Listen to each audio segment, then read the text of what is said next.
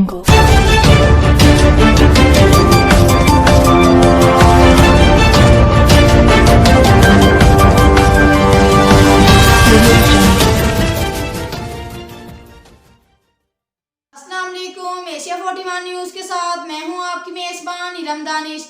खबर शामिल करते हैं शोरकोर से। हमारे ब्यूरो चीफ राना मोहम्मद शबीर के मुताबिक थाना शोरकोर सिटी पुलिस की मंशियात फरोशों के खिलाफ कार्रवाई नोटों की नजर हो गई।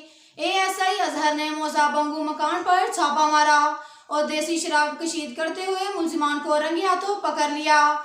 पुलिस रेड की फुटेज एशिया 41 न्यूज़ को मौसूल हो गई।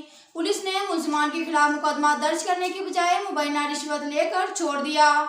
शहरियों के मशकूक वाकया पर डीपीओ जंग, आईजी पंजाब, आरपीओ फैसलाबाद से फौरी नोटिस लेने का मुतालबा किया।